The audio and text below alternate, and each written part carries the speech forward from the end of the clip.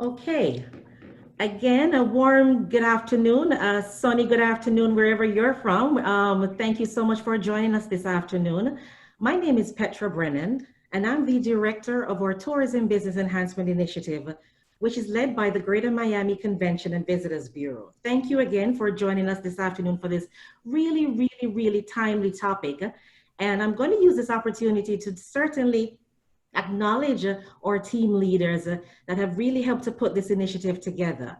This is such an uneventful time for many of us this afternoon. What we're facing now with what's happening with COVID, a new experience for all of us. And at the Greater Miami Convention and Visitors Bureau, or Tourism Business Initiative, sets out to really create capacity support for a small business. As a tourism bureau, we recognize that small businesses are the cornerstone that help us thrive and help tourism grow. So certainly we wanted to find this opportunity, connect with partners who can certainly bring nuggets of this information to our stakeholders. So as we go through this very, I should say crazy, but at the same time, adaptable, changing time. At this time, we always want to acknowledge our leaders. Our chair, which is on the line with us, Caroline Taylor, our multicultural chair, as well as our vice president of multicultural tourism, Ms. Connie Kinnard, our senior program development manager, Pam Payano, and of course, our coordinator for our multicultural department, Herlinda Lombardi. Again, I'm Petra Brennan, and we're delighted to bring you this session today with a very great speaker that will really help us throughout this time. I want to use this time to also share some housekeeping notes. As you see that when you're coming in, we're asking everyone's microphone to be muted at this time. We are asking you to direct all your Q&A questions to the chat. We'll be pooling questions from there as we go along, and we'll field them. We'll reserve the Q&As for the end of the presentation. And at the end of the presentation, we will also stay on a little bit longer if you have any more questions that you'd like to ask us. And also, more importantly, the Zoom replay will be made available on our website. That's gmcdb.com. At this time, I want to use this opportunity to invite my Vice President of Multicultural Tourism, Ms. Connie Kinnard, to say a few words to introduce our first panelist that will share with us and walk us through as we unpack some of this exciting information around the comeback and making a business shift to the new reality. Thank you. Thank you so much, Petra. And thank you to everybody who has joined us this afternoon. And starting programs like this is always great to set a foundation or a start before we get into the meat of the program. And we're fortunate and I'm honored to introduce, I guess I'll call her our foundation setter, Ms. Caroline Taylor. Caroline Taylor has been in the travel and retail and duty-free business for over 30 years.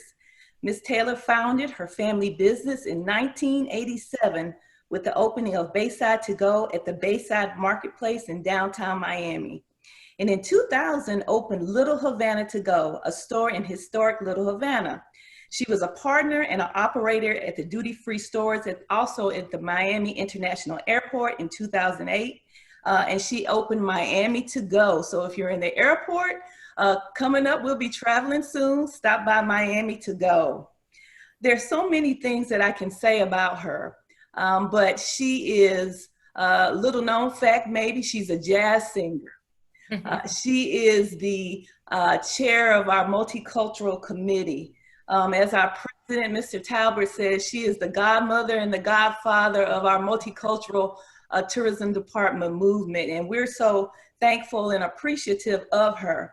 But she is also going to start off and share some nuggets, I guess, of wisdom as a business owner and also as a person who also is affected during this time. So at this time, I love to have Caroline Taylor come up. Caroline, you may want to unmute your mic if you're not unmuted at this point, and you can kick us off. Oh, thank you, Connie. Well, welcome to all of our participants, and I'm so glad you decided to join us for this lively and informative session that's looking at how we're going to pivot to the new normal and thrive in the now. I am so reminded during this time of my background before I came to Miami. I was a loan officer for the SBA Disaster Loan Program, and I traveled for 4 years throughout the country: Mississippi, Texas, Missouri, Alabama, New York, Michigan, Iowa, sometimes having to return to the same states for another declared disaster: a hurricane, a tornado, fire, drought, flood, mudslide, and the last assignment I took in 1980, the Miami riots of 1980. I can't tell you what it felt like to work with people whose entire towns, neighborhoods, homes, and businesses were damaged or completely destroyed. They were devastated. My job was to help complete and process direct and economic injury, EIDL, disaster loans. What I learned in those 4 years about people's resilience, determination, and most importantly, their faith, as I watched them rebuild their lives, is still with me today and helped me to have the courage to build my business with no background or experience 30 years ago. Any disaster, including this pandemic, can be overcome. We can muster our faith and use all of our resources, our outer resources and our inner resources, to get us back on our feet, and we will. As more small businesses open in the weeks ahead, we need to carefully prepare for many unknowns. From local, state, and federal mandates to customer sentiment, business owners will have to carefully evaluate many variables in an effort to create all of our different new experiences. This webinar is going to take you through the key areas to address during the stages of opening and how to navigate the many changes that lie ahead for all of us. The webinar facilitator is my friend, Angel Cicerone. She is president of Tenant Mentorship and the author of Growing Small: How to Manage Market and Measure Your Way to Retail Success in Just 90 Days. In 2010, I met Angel when she created a unique new platform to assist locally owned retailers create their thriving businesses. Her company, Tenant Mentorship, works with small retail and restaurant owners on behalf of the country's largest landlords to help launch, grow, and save small businesses. And she enjoys an unprecedented success rate. She is a recognized expert in the small shop turnaround. Angel, thank you so much for agreeing to be with us today. And now please take it away. It is so my pleasure, Carol Ann, to see you again after 10 years. What a thrill. Let me get my slideshow up here and then we will. Okay, is everybody seeing it? Not yet. Okay, hang on, sorry. Always takes a little technology. Here we go. We good? Yes. Okay, great. Carol Ann, thank you so much, and thank you everybody for being here. That picture that you saw before is what my hair used to look like before 11 weeks to quarantine. It gets shaggier by the day, but hey, we're all healthy and happy here, and I hope the same goes for you. And I want to thank you so much for taking the time to be here to learn something or to try to figure out some things together in a time when it's so odd. You know, I don't know any other words to describe it. So I'm going to do my best to provide value for the time you're taking, and we can all learn from each other. So please feel free to use that chat box heavily, ask questions or provide opinions or ideas. I've been doing mastermind sessions, which I've never done before, and I love it because everybody's learning from each other, and it's proven to be a wonderful experience. So turn off your phones, take some notes, ask questions, and we'll go from there. I'm calling this the other side of COVID-19, but we really don't know what the other side of COVID-19 is. We really have no idea. I work across the country, and it is so amazing to me how different the attitudes about this experience, if you want to call it that, experience, is in different parts of the country. It's definitely no big deal to some people. And here in New York, it's a very big deal. So it kind of runs the gamut. So it's hard to know. Every area is in a different state of flux. So we'll try to address what's going on in Miami specifically. As Caroline said, my company, Tenant Mentorship, focuses on one thing and one thing only, and that's the health of independently owned retail and restaurants across the country. We work on behalf of landlords to launch, grow, and save small business. And even if you're not in retail and restaurant, I think you'll get something out of today. But you need to know that our business revolves solely around you. And our job is to bring you the tools and the resources that you need in good times and in bad. And I am a passionate small business owner, and I am passionate about small business. So I'm going to give you some more details about some of the programs that we have and some free opportunities for you, but let's start what we're doing. So that's who I am. And I know you're trying to figure out, like, what does the future of my business look like? And I don't know about you, but that eats up a lot of my time. What is the future of my business? A lot of brain space. What is the future of your business? How can I help you? And here is the reality. We don't know. We absolutely don't know. But we know there's probably like 10 scenarios, and we have to be prepared for all of them. And we have to be prepared to adapt and adapt quickly. And that's the beauty of small business. Macy's has $5 billion worth of inventory inside of their stores that they have to figure out what to do with. And that's going to take them some time. But you as a small business can decide tomorrow that you're going to make some changes. And by noon tomorrow, you can have them done. So this is why I have such faith in what's going to happen. You can really get to the granular level. So we're going to talk today about some ideas to help you move your business forward as successfully as you possibly can through each phase of this pandemic recovery. Understanding again that we don't have all the answers. And the first thing I want you to do is to take a deep breath, because all of you, I'm sure, are in full-on survival mode. And that's good, that's our natural reaction, but take a minute and stop and say, okay, what do I need to do to actually fix the problems that existed prior to this pandemic? Because no business is run perfectly. And I'm not going to go in a great deal about this, but instead of working, finding the workarounds within your business, actually work it out. I have a saying here, don't fix the faucet, fix the well. So actually get down, take a deep dive into the areas of your business that weren't running right. Maybe your POS system isn't set up correctly. Maybe you're not happy with your employees or your employee training. Maybe you don't have a great merchandise mix. Maybe your social media marketing is not as good as it could be, or your website is lacking. Whatever it is about your business that wasn't working as perfectly as it should, this is a great time to fix it.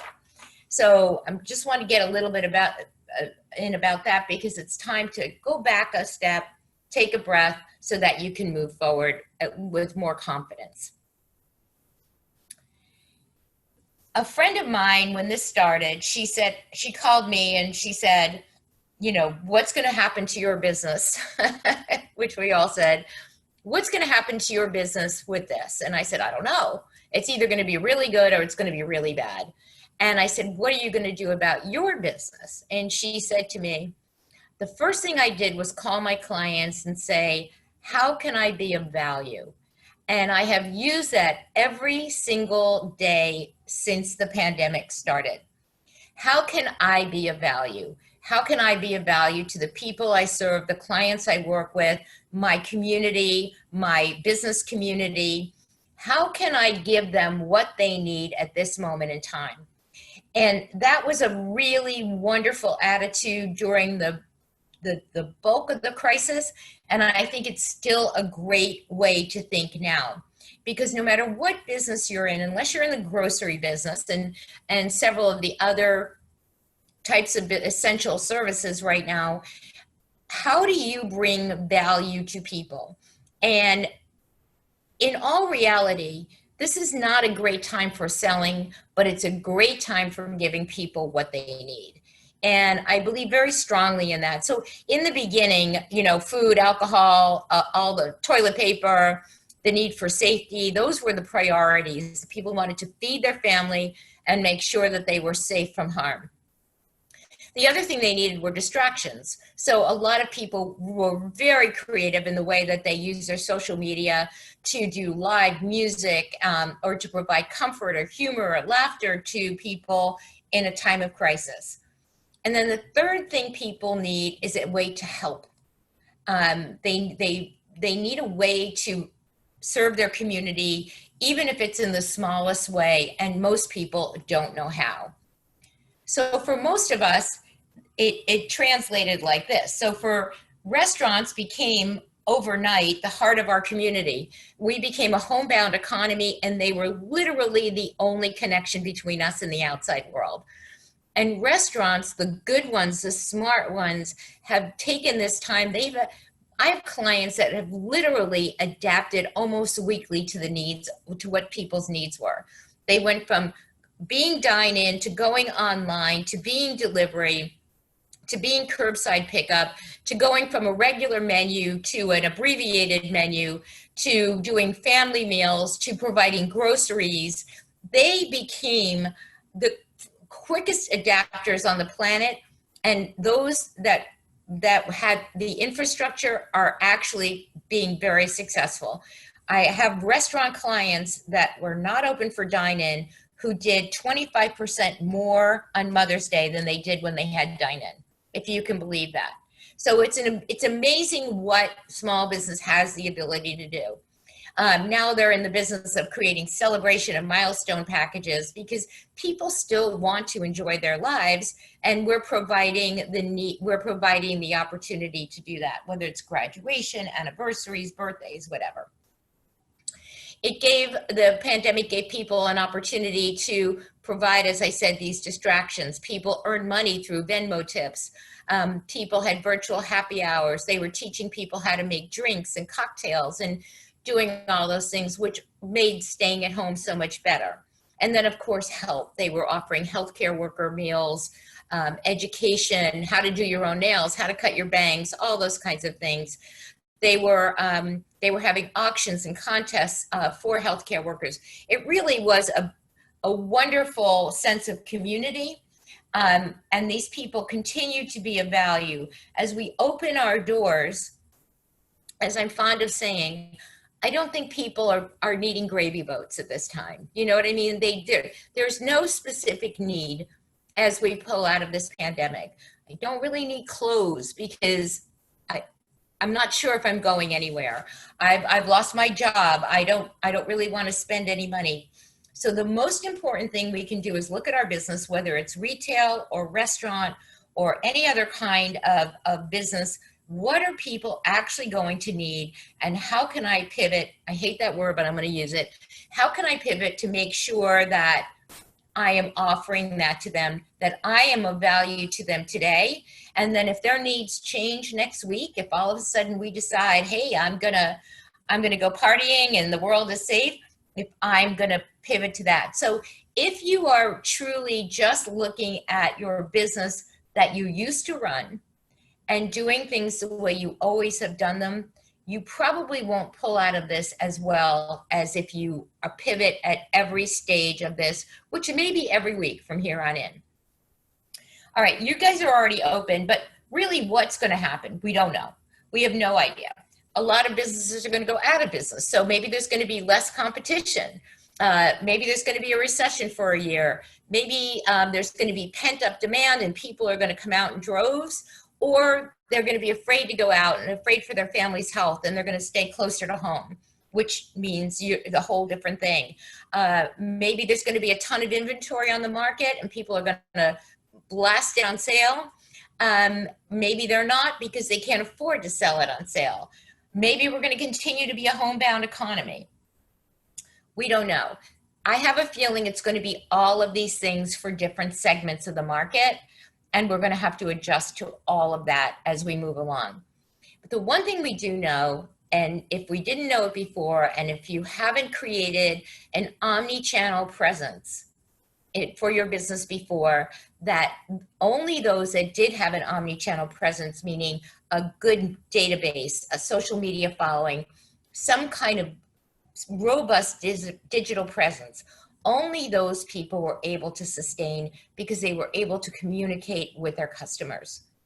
If you cannot communicate with your customers online, even if you have a brick and mortar business, you're no longer going to be able to do the kind of business that you wanted to. And I think that's a really important lesson a lot of people learn. When restaurants were forced to shut down and be takeout only, if they didn't have a database, a loyalty system, some way to communicate, how are they going to let their customers know that they were offering this? A lot of those restaurants ended up going out of business, unfortunately. Right now, before, as the pandemic started, and now as we move forward, communication with those people is the most important thing you can do. Whether you're open, whether you're fully open, whether you're partially open, whether you're adjusting your merchandise, whether you're changing your business focus, it doesn't matter. The most important thing you can do is communicate with your customers and communicate often. A few areas that you might want to think about is telling your story. So you are small business owners, and as that, you are moms and dads and couples and families. You are part of a community, and your business supports you and your family. And there's never been a more important time when small businesses had more exposure and more respect and more people trying to help you. The more you can tell them about your contribution to the community, what you're trying to do for the community, and what your business means to you and your family, the more personal relationship you can have with people through social media, your email, or however. We should have been doing this a long time ago. If you didn't, it's a great time to do it. Of course, you can ask for the love. Even people aren't buying from you, they can review you, they can refer you, they can create exposure for you in the community, they can buy gift cards, whatever it is. You can turn the tables and be talking about your customers and how much you appreciate them.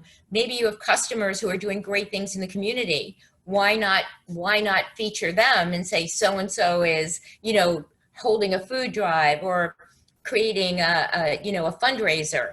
This is a great opportunity for you to feature them. And of course, the fourth thing is to entertain. Carol Ann, I hope you were on your social media singing to people, because this was an opportunity for people to have fun, whether they were playing trivia with their customers or getting their customers to talk to each other. How you made your store, restaurant, business a hub during this time created, again, that camaraderie among your customers and a greater feeling of inclusion. And of course, there's always the opportunity to contests and challenges and surveys. Whatever it is that's going to draw people's attention is what you should be focusing on now, not selling anything. People will buy when they're ready, and hopefully you will have the time to get what it is they are ready to buy.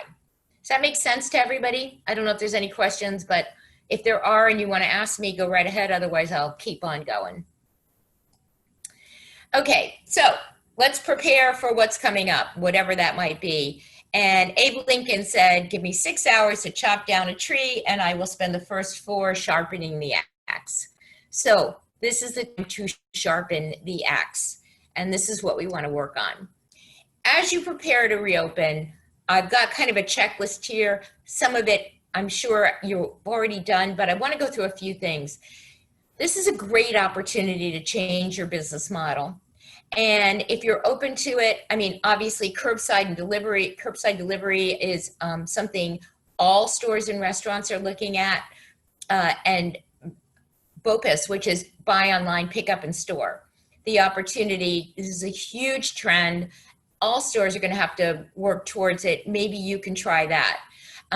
Is it a membership model where people pay $99 a year and get a certain amount of discounts by doing that, or $29 a year by doing something like that, you have now bought their loyalty, because for $29 a year, they are going to shop with you because they paid that $29 a year. It's a wonderful tool. Are you going to start a by appointment model based on social distancing, or staggered times during the day, so that, for instance, a restaurant, if they're open for lunch and they only have 25 or 50% capacity, maybe from 3 to 4, they have a discount so they get people coming in, or 11 to 12, so they have a discount coming in so they can get people in through all hours of the day instead of just those busy times. I was just talking to somebody who's owned a 20-year-old clothing store, and she cannot get clothes. Obviously, her supply chain is weak. So what can your current vendors do for you? Why not look for new vendors? Maybe negotiate exclusives. Are there USA suppliers? Are there small companies that you could support to have new product? So often you go into a shopping center and so many people are carrying the same items. Why don't we try to find some new vendors and support them in their bid to grow while we're trying to restock our stores? And then I like to have everybody look at 90-day scenarios. So if you haven't put pen to paper, because it's scary, I know it's scary, but if you haven't put pen to paper, do so now. And based on these scenarios, based on no one coming out, and based on business being 80% of what it was in 2 months from now, figure out your staffing, your inventory levels, your marketing budgets. Understanding you're going to be losing money, but it's better to know what you're going to lose than to be surprised. Especially if you've gotten some PPP money, or if you've gotten some EIDL money. Don't just assume that's going to take you through. Be prepared for the worst case scenario. I know that sounds terrible, but I really would like that to happen. In terms of your physical space and what the country is mandating or your state is mandating, I like to talk about staging the journey. So for example, from the minute your employee gets out of their car and walks in the back door and puts down a purse and their keys, and gets into your store or restaurant, where are the sanitization opportunities? How are you going to make sure that every step of the way is safe?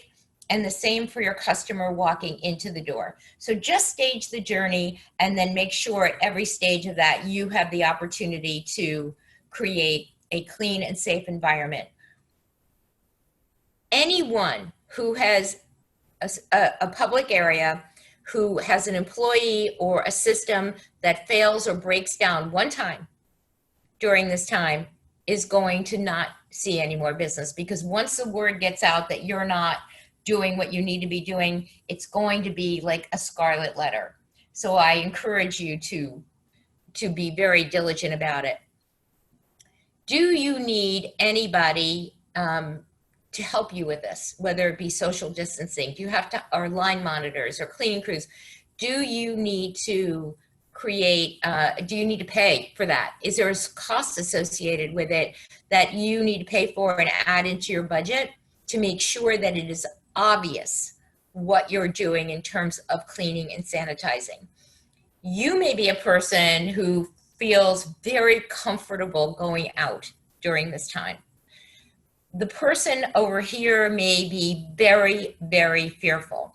You have to keep that in mind. Not everybody's in the same mindset right now. And it's very important to understand how the spectrum of emotions that are being felt right now, and make sure that you can deal with all of them. I won't go through this whole thing, but it's going to obviously be. And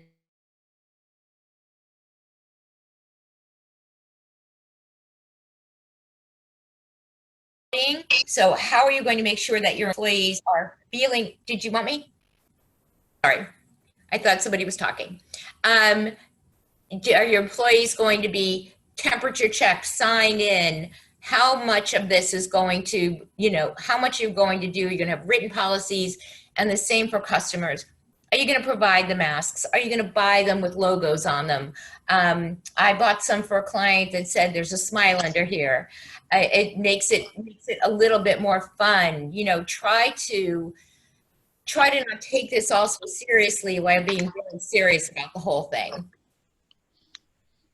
And then finally, customer experience. You want to train your employees to be, you can't have no physical contact and no smile and expect customer service to be the same. You have to train them to be extra nice, say certain things so that customers feel welcome, wanted, and well serviced. This is about building trust, and I'm going to go into that in a little bit, and building community. And of course, as I mentioned earlier, communication. This is no time to let up on your branding. Are you going to be a leader in this, in your community? So in other words, are you going to get off, are you going to be the negative Nelly, or you're going to be the one who leads us into success? And the stronger your relationships with your clients and your staff, the better you're going to be able to move forward. All right, I talked a little bit about online, but we're going to talk just a little bit more about it.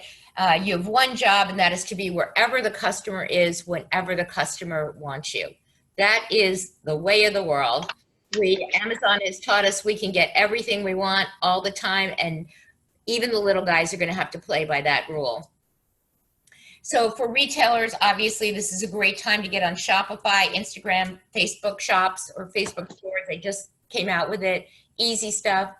Restaurants are going to be in the online ordering business forever. They predicted pre-COVID that 30% of total restaurant industry growth was going to come through online ordering. I believe now it's way, way, way past that already. And then for general business, what are you going to do to make sure you have a, let's call it a good digital score? Are you coming up in the Google Map Pack? Can people find you? Can they find your product? Do you show up when people need you? That is whoever, wherever, however. It is, no matter what business you're in, the online community that you build is going to drive traffic to your brick and mortar. And that is the way of the world now. All right, time to reimagine. So can you reimagine a business that is partially online and partially not? It's a whole new thing. And as we move into this, the idea that the business that we were in is going to come to a new normal, or is going to be the same as it was 12 months from now and 18 months from now, I think it's foolish, to be honest with you. The business you are in is no longer, but a great new business is awaiting you and great new opportunities. So I say prepare for the marathon, and you may have to adjust 10, 20 times between now and the time we get there. But out of this kind of horrible situation comes great opportunity and new opportunity. But I will tell you, this is no time to go it alone. So for those of you that are here, I applaud you, because this is getting together with your people is a great thing. So for you, I suggest you create your own war room, your own board of advisors, people within your community, whether they're in the same business, a different business, a completely different business, whether they're customers. Put together your group and talk about, how has your category of business been affected? How is your community affected? You know, you may be in an area where a large corporation laid off a lot of people, or you may be in an area where it was completely filled with essential workers who haven't had a chance to shop, or, you know, had a completely different experience. We are not all in this, we're not riding this storm out in the same way, and everybody has is going to come out of it in a different way. So try to look at your vision for 12 to 18 months, not how you're going to take your same business to get there, but how are you going to adapt your business moving forward to create a new type of business. So put together your people, have some hard discussions about what that's going to look like. And remember that collaboration really is the key now. You have the opportunity to build your own ecosystem. So let's say you're a business, Caroline, you're in the airport, some of you may be in a shopping center, And maybe you've always relied on that larger entity for promotion or to drive traffic.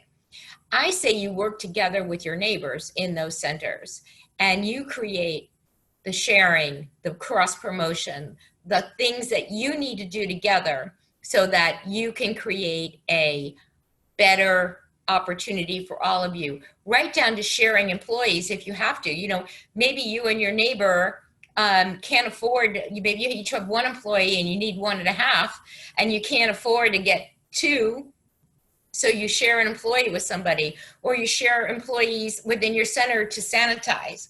Whatever collaboration and how you can all come together to create a better present while you're creating a better future is really a wonderful opportunity right now to help each other move forward. I'm going to go back into rehiring in a little bit. Oops, wrong slide. Okay, lessons learned. So, you know, forget the mistake, remember the lesson. And in this, nobody could have been prepared at all for a once in a generation pandemic. I mean, none of us were prepared. But you're in Miami and you've been prepared. You've been through a lot. You've been having hurricanes, and we know that there's a lot of things that come along. And even though this was a once in a lifetime event, there will be other things. So whether it's a hurricane, a tornado, a power outage, a terrorist attack, God forbid, we are going to have issues again and again that are going to disrupt our business. So let's remember what we learned from this. Number one, we need cash in the bank. Those without cash in the bank are struggling right now. And we need to understand that we can't play it so close to the vest anymore. You have to have 2-3 months worth of cash in the bank in order to get through a situation like this. We need to have local banking relationships so that for so many who tried to apply for some of the government loans, they weren't able to get it through the larger banks. And those who had smaller banking relationships were able to get it done very, very quickly. So it's important, like in the old days, that you know your banker face to face and you have communication with them, not just for crisis, but for everyday relationships and for growing your business. We understand that in every instance, the need for ongoing relationships with our customers, that we have to compel them to love us so much that they would never leave us. And that's an important thing. If you didn't have that, you probably weren't going to make it through this business. And then just as a matter of procedure, I would write down everything you did during this crisis, everything you did to address it, and then be critical of yourself, what you should have done sooner, what you should have had done before, and then use it as the basis of a crisis plan in the future. So let's take away the lessons. Let's not forget how bad this felt so that we can create a better future for ourselves. So I think there's really 4 steps to reemergence. I think there's many steps and there's many things that we need to do, but the 4 I want to give you a takeaway were this. Number 1 is always reinforce your message, especially when it comes to safety. Every day on your social media, every day inside of your store with signage, whatever it might be, reinforce the message that safety and sanitization are important parts of your everyday business to make people feel comfortable, not just today, but for some time to come. Rehire with intention. Very important. Pre-COVID, everybody complained about the people who work for them. We can't find good people, Angel. We can't train. These people are unreliable. And then when they didn't come back to work after being furloughed, everybody was upset about it. I think the labor pool has never been deeper or more qualified. Use this opportunity to create a new culture for your business. Elevate the type of people that you have, your staff, elevate it and get it to be where you want it so they can help you grow your business. Of course, reimagine your business as we discussed. Don't just go back what you used to do. And the 4th is to request community support. Ask people for referrals, reviews, ask them to support you, if not in sales, then in other ways to make sure that your exposure is up. What we do from here on in is up to us. Yes, there's huge outside influences and so much that we don't know, but pre-coronavirus thinking will not work in a post-coronavirus world. So how much are you willing to do? How hard are you willing to fight? And how much are you willing to adapt? These are the 3 questions I would put on a sticky note and ask myself every single day. There's a lot of people right now, I'm sure none of them are on this webinar, but there are a lot of people right now complaining. The government's not helping me, you know, I need to open, whatever it is, you got to fight for your business now. Nobody's going to hand it to you. So what are you willing to do to make this happen? And how hard are you willing to work for it? And if you're not, then maybe it's time to do something else. And I mean that only in the nicest way. Sometimes it gets really, really hard. Here we go. All right. So I just want to give you a little bit more about what we do. So my company is Tenant Mentorship. We have something called Retail Masterclass, which is the largest online retail training available on the internet. Something called the Easy Retail Tech Podcast, which is free, and it talks about all this amazing technology that's available for retailers right now. It is so important that small businesses get tech savvy. We try to bring it to you as simple as possible. It's affordable stuff. It's great. It can help run your business more efficiently.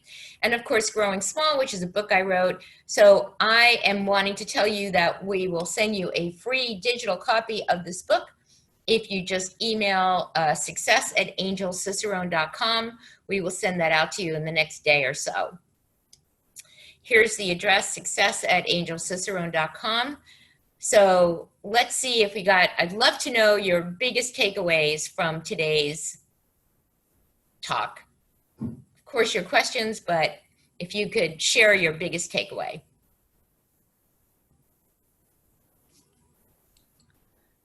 Thank you so much, Angel. And at this time, folks in the chat, if you have any direct questions for Angel at this time, you can raise your hands. We'll be happy to field some of these questions and have them answered this afternoon.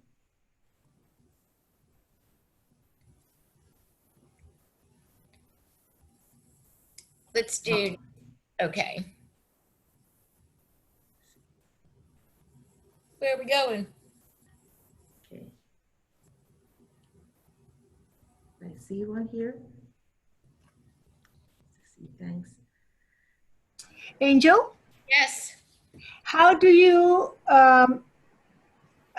feel about the hospitality business? Not the restaurant business, but the hospitality business in general. How is that going to play out in Miami, do you think? And what can we do? Well, you're in Miami, which is the great news, right?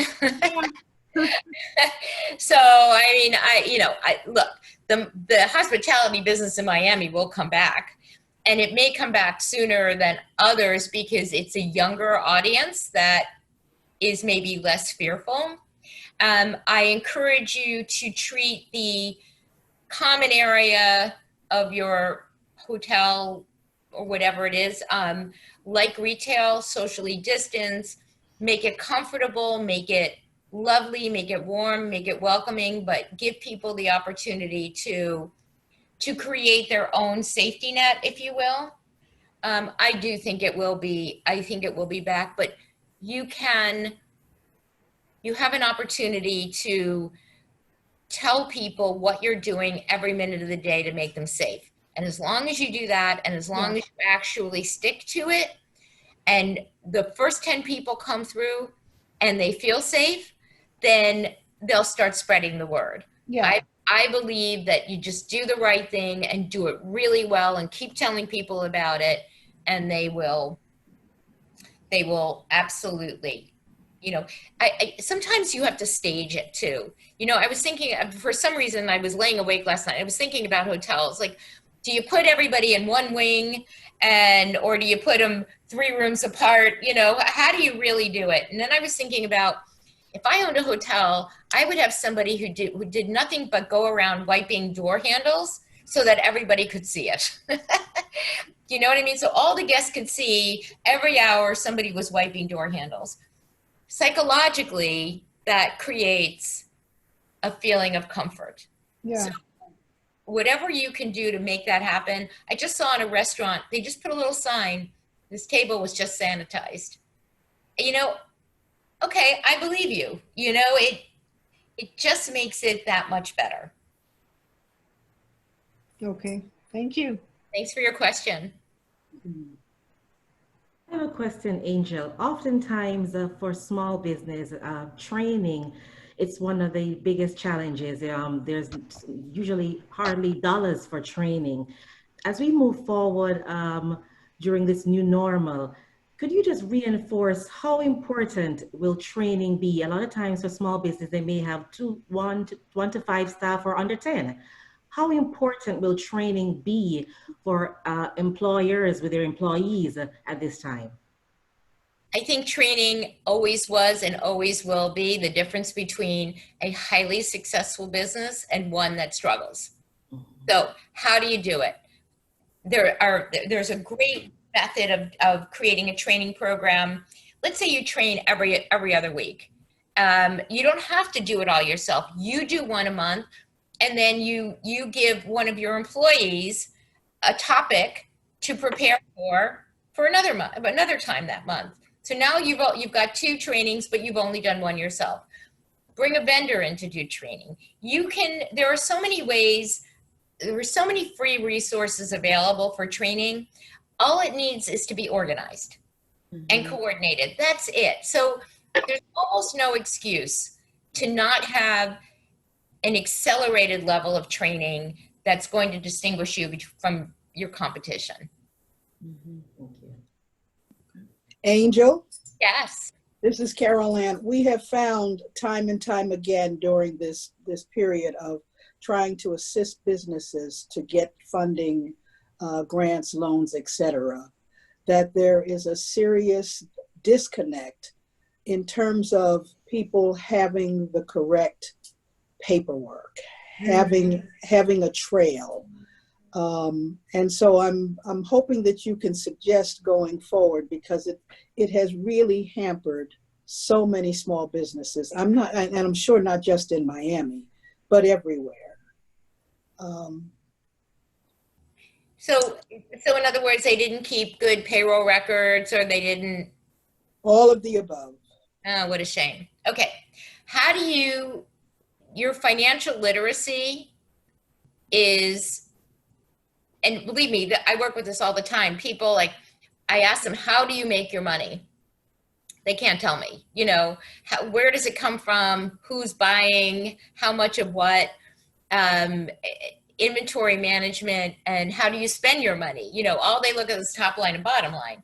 So with the technology out there, I mean, if your bank will do free payroll for you, or very inexpensive payroll for you. There's almost no excuse not to have this. There's free versions of almost every software like QuickBooks. If you can't manage it,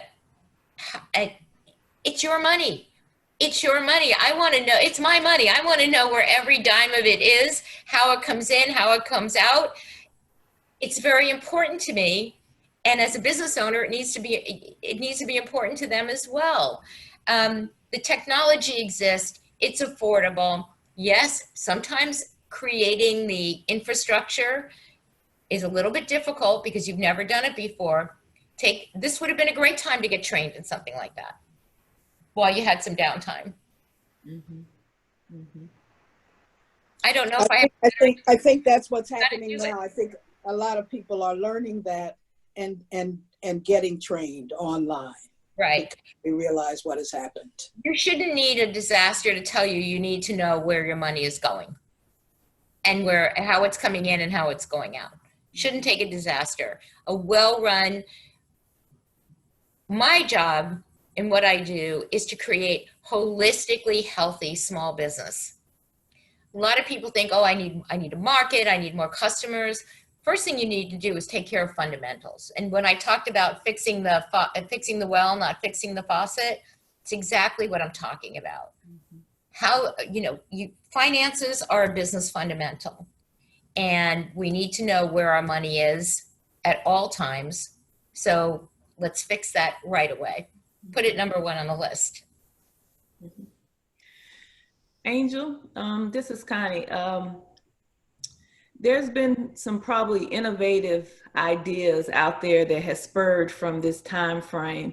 And I see a comment from Bill Talbert that says, distinguish yourself from the competition in everything you do. But just to spur the creative mindset of everybody on here, have you seen anything that you've seen very innovative as a spin-off maybe from what's going on right now? There's something for us to maybe like a mini case study type?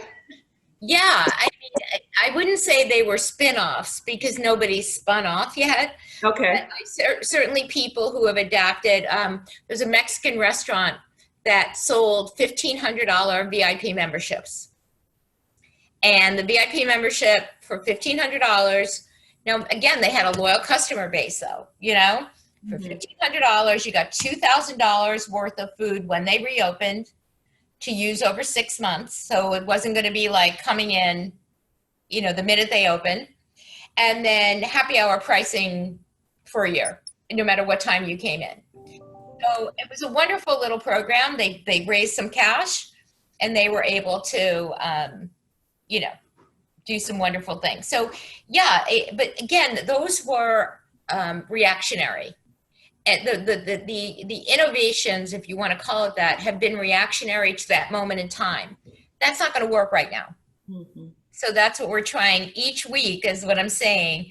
Literally, the guy I told you about who had 25% increase in Mother's Day, we put together a package with flowers and homemade cards that the kids could make. And we made it very, very, very special. So that, again, everybody has a Mother's Day special. How are we going to distinguish yourself from the competition? This is a time that breeds market leaders. And if somebody can do more business during a pandemic on a holiday than they can before the holiday, we're talking about a market leader. But you have to have your business fundamentals in place first to know that you're not losing money on something like that. You know what I'm saying? It's right. A, B, C, D, yeah. At any rate, you always need to have the basic about your business. You need to know basic things regardless. So I have worked with hundreds and hundreds of small businesses over the last 10 years, many hundreds. I find that with every single one of them, there is some huge flaw in their business fundamental, in the way they run their business, that is preventing them from being successful.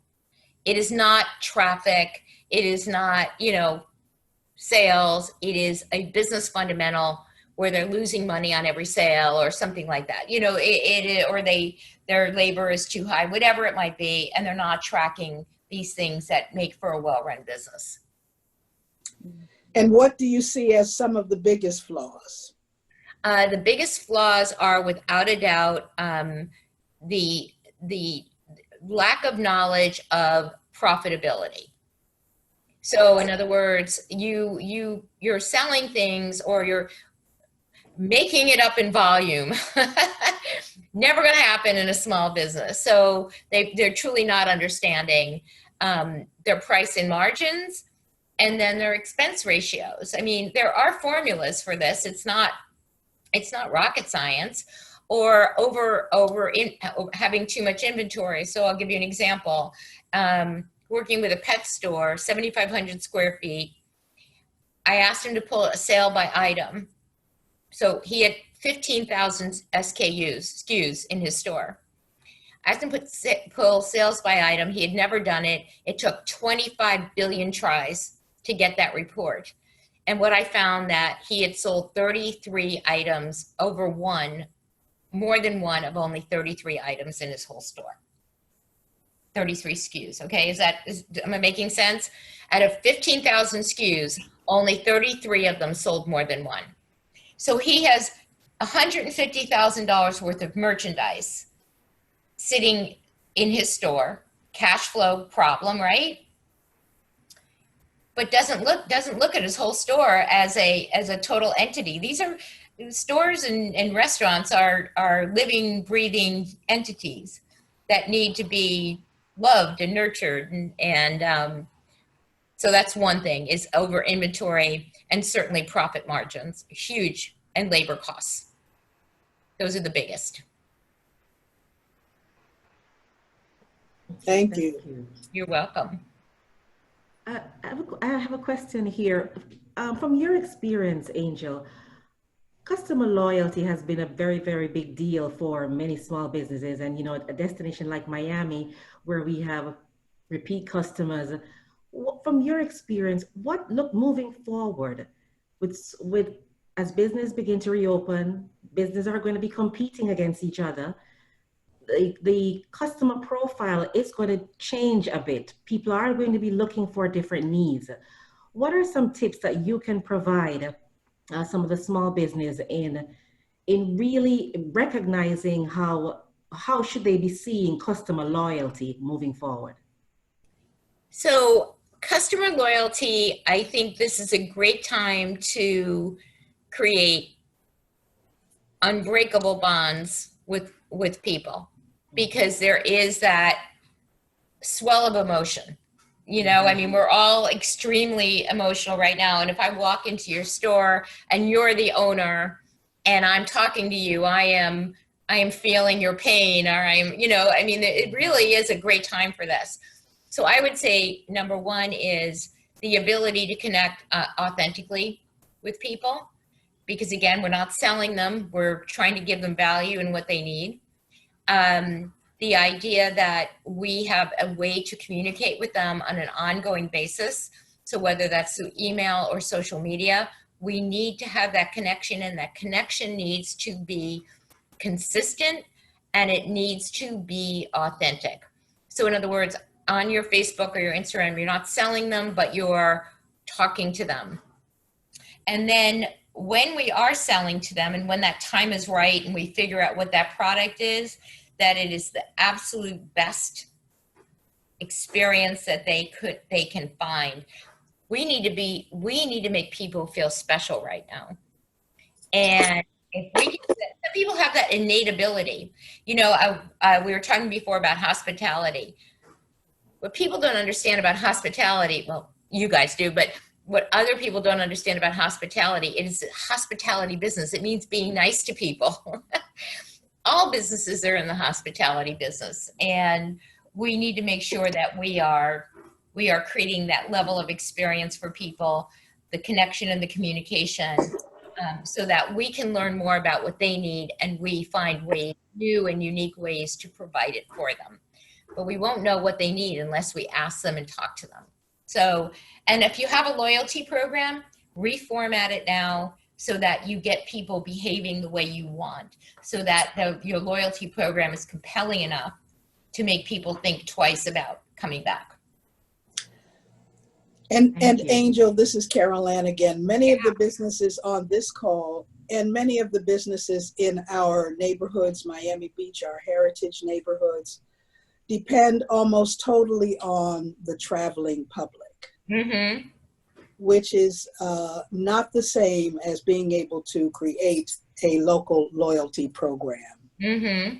in other words. And so that is a challenge for businesses that depend almost exclusively on tourism. But I ask you this, Carol Ann, why aren't these businesses going after their local customers? So I did a webinar for Lauderdale by the Sea a couple weeks ago. And what we talked about was, you know, okay, if people aren't flying in, we're going to go out to Weston and drag those people over here and have our little mini whatever.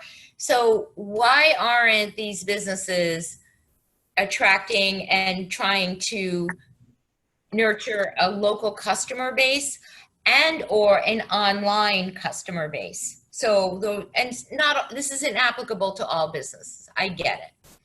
But for many of them, it is. So how do you create that local loyalty as well? Yeah, that's the point I wanted to hear you make. Yeah. It's important, not just now, but always. Why shouldn't a business in Miami have local support?